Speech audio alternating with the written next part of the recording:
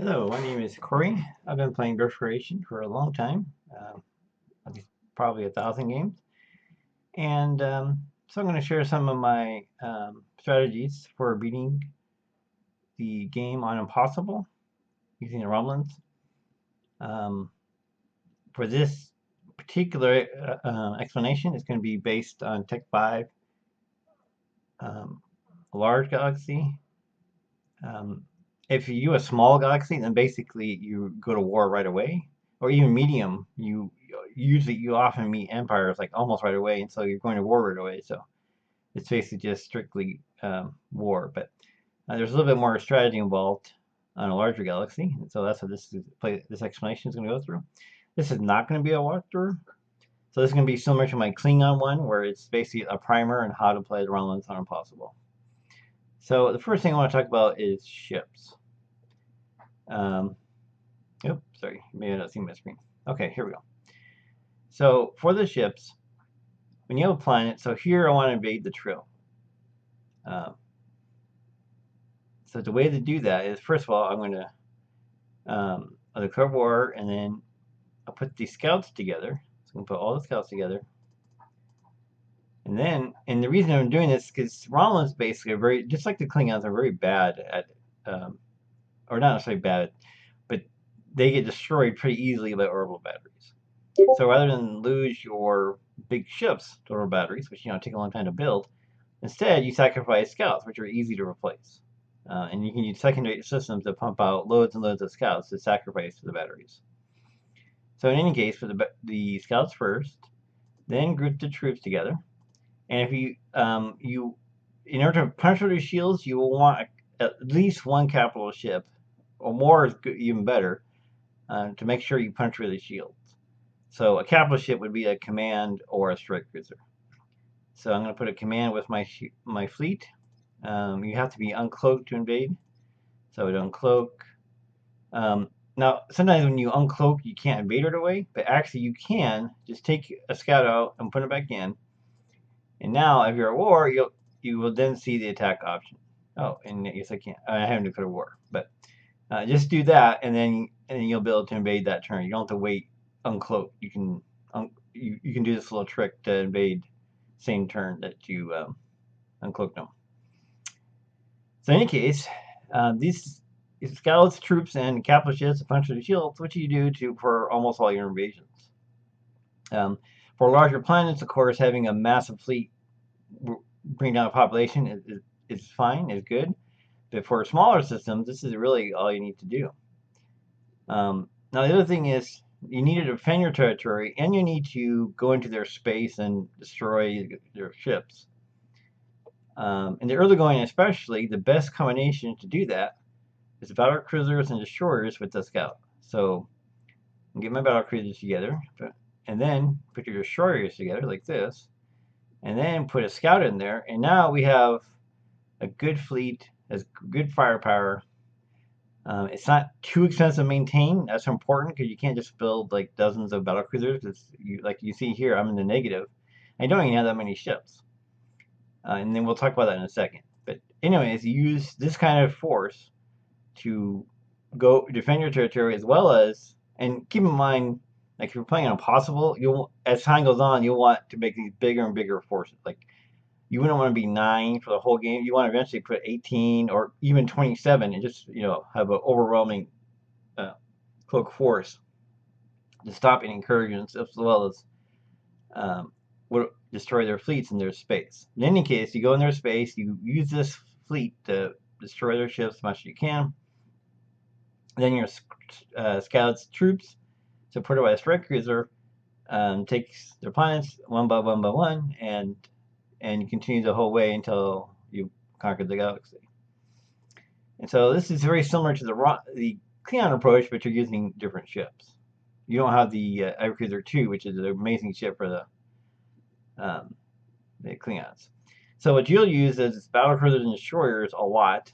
You'll want to upgrade to the battle cruiser 2 as soon as you can. So go to ships, battle cruiser 2. As you can see, you need computer, energy, and weapons. So any race that helps research or helps those particular researchers is great. and you can get that a little faster. Keep in mind, to make the best use of your research, you want to have as many battle cruisers on hand as possible, so that when you get the research, they'll get automatically upgraded to battle cruiser 2, and now suddenly you have a very powerful force. So that's the idea. But the thing is, though, in the early going especially, money is an issue. As you can see here, I don't even have that many ships. I only have 15 ships, and I'm already negative. And so in the early going, what you want to do is you build your invasion forces, and then use them as soon as possible to take planets, which of course increase your money. And you also lose, scouts to the orbital batteries and troops and so on to maintain order, um, and so on. And then your money will improve. As the more and more systems you colonize and conquer, the better and better your money gets, and it becomes less and less an issue. But if you, for example, meet the Kardashians very, very early, you may have to go at immediate war footing, go in the negative temporarily, and then once you take some Kardashian systems, your money will dramatically improve. Um, so this is normal. You may have to go to the negative, so don't be afraid to go to the negative, especially if you're going to lose some ships in an upcoming in war, soon. So that's pretty much it for ships. So I call it diplomacy. Diplomacy with the Romulans is extremely easy. In fact, the only catch really is that Romulans don't like most races, don't like breaking treaties. However, they don't care. They love the status quo, meaning if you accept peace, hey, they're great. You can reject peace, they're fine with that too. Or they're fine with that. They're very. This is why I think that they are the easiest to keep happy, because if you can do whatever you want. If you got, I don't want peace, those guys, or I do want peace. And unlike the Federation, who gets mad when you reject peace, or the Klingons, who get mad if you accept peace, Romans are happy either way. In fact, it actually does make them a little bit happier either way. So the main thing is don't break treaties, because that'll dramatically hurt your morale. Okay, and then of course minor races are good, but Romans are just fine conquering minor races. That's not a problem. They do sometimes get squeamished for orbital bombardments, but usually not so much. Okay, so that's diplomacy. Let's talk about the next major thing. On Impossible, one of your biggest challenges are Kardashians. Now, as the Romulans, of course, you have advantage over all the other races. And let's see, which structure is that here? You have a structure that gives you 25% general intelligence. That's pretty good there. You also get a defensive bonus to your intelligence. So if I were to power this up here real quick, power up my structures.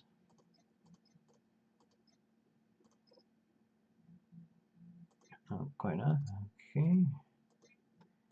And then go to my intelligence. So my intelligence here. Yep. I get 25% bonus internal security. So this helps. Your tower charge isn't as good as Kardashians, but your intelligence, that's a big help to stop the Kardashians.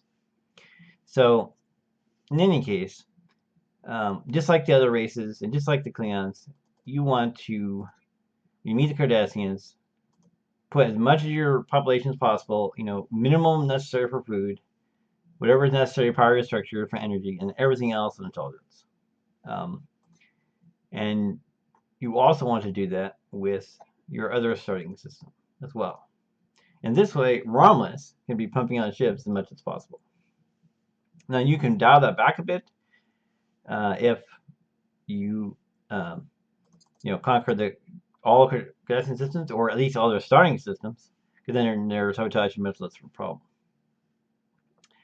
And then instead, what you do use for research, now you say, oh, well, if I'm doing all intelligence, how do I research? Good question. And the key for the Romulans is this structure, sumatomic stimulators. So even if you got a lot of your empire working on intelligence in terms of population, you can build these in many colonies of power work, and you can power it with a charge collector. You can power this, and then on your colonies and conquer territory, just build many of these as possible, and that keeps your research going. While at the same time, a lot of population is actually working on intelligence to make sure Romulans don't, or excuse me, the Kardashians don't blow up your stuff. Plus, you can use intelligence against them too, against any other races.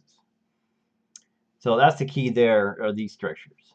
150 research, and you hardly need population working on research. And you'll use a lot in intelligence, which you want to do and impossible, because all races will eventually sabotage you. And they're looking for weakness, and yes, they'll even try to sabotage Romulans, although they won't do it right away because they know in the beginning they are disadvantaged. So that's intelligence. We talked about diplomacy. We talked about ships. So what to do? So you defend your ships, or your fleet, your territory with these fleets, right? These troops, excuse me, troops, destroyers and battle cruisers, and you build as many sets of 9s you need to defend your territory. And remember, later and later as you go, they'll have bigger and bigger fleets, and you'll need bigger and bigger concentrations of these. So these are your key. Eventually, you get the Warbird 2, and Warbird 2s are awesome. 9 of those. You put 9 of those in a fleet, you put a bunch of scouts and troops, and those fleets just take over everything. So they're great, but it takes a long time to get those. In the meantime, you do what I told you before. Okay, that's pretty much what I do. Oh, there's one more thing. So just like the Klingons, you want to expand, but not beyond. Don't go beyond your reach. In other words, for example, I might explore here into yellow at first, and comment everything, conquer everything in yellow, and then as yellow changes, of course, you build shipyards and outposts. You keep doing that. Colonize and terraform colonize and conquer everything in yellow, or befriend, of course. You can make minor races join you, and so on. And in this way, just like the Klingons, if you go really fast and go everywhere in the galaxy, which you can do to some degree because you have intelligence defense. But if you do that, you might encounter Kardashians, and they could be on the other side of the galaxy. And if they're a bigger empire than you, and suddenly you can't build ships because you're working on intelligence. However, if you expand carefully and don't go unnecessarily farther than you need to, you can minimize counting Kardashians too early, which lets you can build ships. And especially if you get lucky and you start with a big system, a secondary system, both Romulans and that system could be pumping out ships, and then you're quite ready for Kardashians if you meet them. So, anyways, that's my strategies I use on Impossible with the Romulans. Hope you find this useful, and I'll see you guys next time.